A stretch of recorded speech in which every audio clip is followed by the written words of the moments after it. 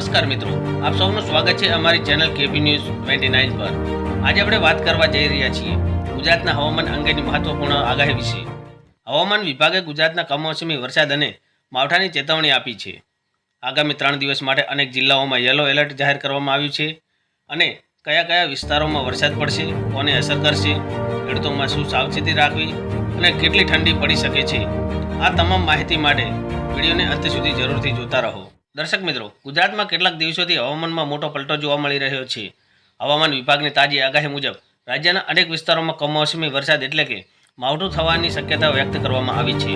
ખાસ કરીને કચ્છ, બનાસકાંઠા, પાટણ જિલ્લામાં માવઠું થવાની શક્યતા વધુ હોવાનું અનુમાન મારવામાં આવ્યું છે। આ વિસ્તારોમાં વીજળી કડકા સાથે વરસાદ પડી શકે છે, જેના કારણે હવામાન વિભાગ દ્વારા યલો એલર્ટ જાહેર કરવામાં આવ્યું છે। હવામાન વિભાગના ડાયરેક્ટર શ્રી AK દાસના જણાવ્યા અનુસાર હાલમાં સક્રિય થયેલા વેસ્ટર્ન ડિસ્ટર્બન્સના કારણે આ વિસ્તારોમાં હવામાન અસ્થિર બન્યું છે। આગામી 24 કલાક દરમિયાન વરસાદી માહોલ રહેવાની શક્યતા છે। તે બાદ સતત 2 દિવસ સુધી ઠંડીનું પ્રમાણ વધવાની સંભાવના છે। જો આપણે વાત કરીએ તાપમાનની, તો અમદાવાદમાં લઘુત્તમ તાપમાન 16.8 ડિગ્રી સેલ્સિયસ જેટલું નોંધાયું છે, જ્યારે સૌથી ઓછું તાપમાન નલિયામાં 10.4 ડિગ્રી સેલ્સિયસ જેટલું નોંધાયું છે, જ્યારે ગાંધીનગરમાં લઘુત્તમ તાપમાન 16 ડિગ્રી સેલ્સિયસ જેટલું નોંધાયું છે। આ બદલાવ હવામાનને કારણે ખેડૂતો માટે ચિંતા વધી ગઈ છે। રવિ પાક, શાકભાજી અને તૈયાર પાક માટે મહત્વની અસર થશે। ખેડૂતોને સલાહ આપવામાં આવી છે કે પાકનું રક્ષણ કરવા માટે જરૂરી સમયસર પગલાં લ્યો। મિત્રો, દરિયાકાંઠાના વિસ્તારો માટે પણ હવામાન વિભાગે ખાસ સૂચનો આપી છે। આગામી 2 દિવસ દરમિયાન દરિયામાં પવનની ગતિ વધારવાની શક્યતા રહેલી છે। માછીમારોને દરિયો ન ખેડવા માટે હવામાન વિભાગે સૂચના આપી છે। હવામાન વિભાગે સામાન્ય જનતાને પણ અપીલ કરી છે કે ઠંડી અને વરસાદને ધ્યાનમાં રાખીને જરૂરી સાવચેતી પગલાં લ્યો। હવે જો આપણે દેશના અન્ય વિભાગોની વાત કરીએ, તો ઉત્તર ભારતના અનેક રાજ્યોમાં પણ હવામાનમાં મોટો ફેરફાર જોવા મળી રહ્યો છે।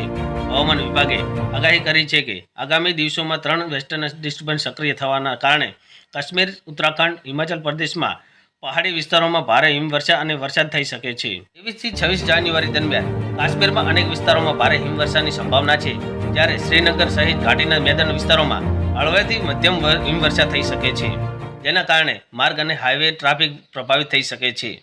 હિમાચલ પ્રદેશ અને ઉત્તરાખંડ પહાડી વિસ્તારોમાં પણ 26 જાન્યુઆરી દરમિયાન ભારે હિમવર્ષા અને વરસાદ થઈ શકે છે। હવામાન વિભાગે ઘણા જિલ્લાઓ માટે ઓરેન્જ અને યલો એલર્ટ જાહેર કર્યું છે। ઉત્તરાખંડના ઉત્તરકાશી, રુદ્રપ્રયાગ અને ચમોલી, બાગેશ્વર અને પિથોરાગઢ જિલ્લાઓ માટે ઓરેન્જ એલર્ટ જાહેર કરવામાં આવ્યું છે। દેહરાદૂન, ટિહડી અને નૈનીતાલ માટે યલો એલર્ટ જાહેર કર્યું છે।